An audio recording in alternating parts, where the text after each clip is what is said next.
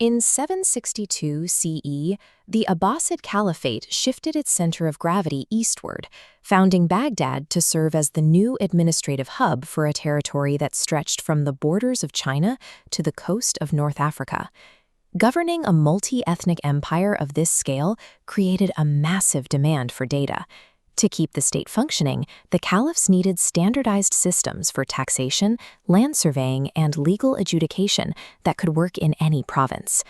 To build this bureaucracy, the early caliphs targeted the intellectual traditions of the empires they replaced, specifically Sasanian administration, ancient Indian mathematics, and classical Greek logic. This era marked a break from the past. Knowledge was no longer a private elite hobby. It became a strategic requirement for imperial survival. However, this intellectual expansion hit a physical limit. For centuries, the Mediterranean relied on brittle papyrus or animal parchment, neither of which could support an information revolution. Parchment was prohibitively expensive, as you can see from the thick, fibrous texture of the scroll. Producing a single scientific volume required the hides of dozens, sometimes hundreds of livestock.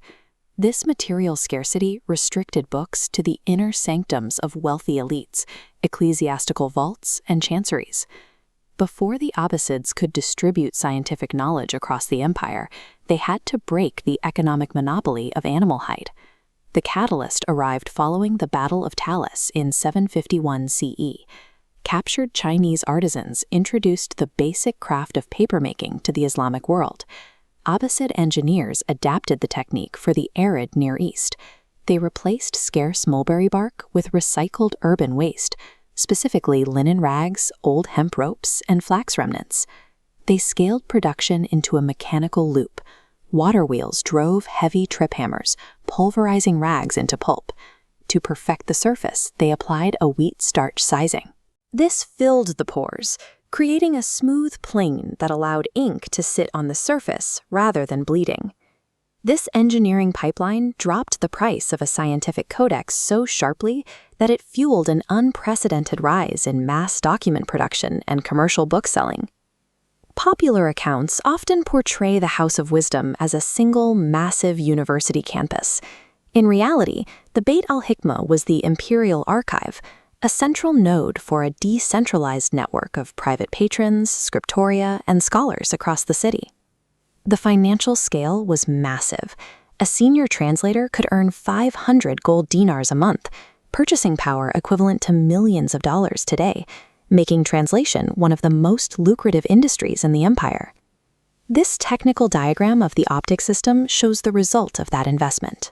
It required a multi-confessional workforce of Christians, Sabians, and Muslims to collaborate, inventing a new, standardized Arabic vocabulary for medicine and anatomy. This influx of state capital and cross-cultural talent effectively industrialized the translation of ancient texts, turning it into a systematic production line. Once the texts were in Arabic, scholars used them to solve active state problems. They weren't just preserving Greek or Indian ideas, they were expanding them. When al-Khwarizmi developed algebra, he did so to solve the administrative headaches of the bureaucracy, specifically the complex fractional math required for Islamic inheritance and tax laws. The state also required precision in the physical world.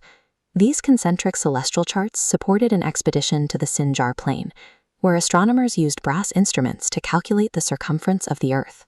The mundane requirements of running a massive empire had accidentally created a standardized, empirical global science.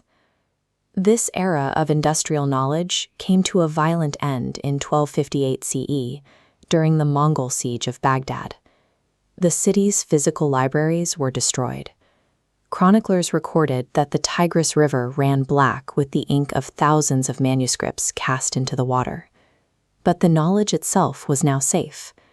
Because the Abbasids had spent centuries producing cheap paper manuscripts at an industrial scale, the scientific corpus had already moved through trade networks to secure scriptoria in Cairo, North Africa, and Spain.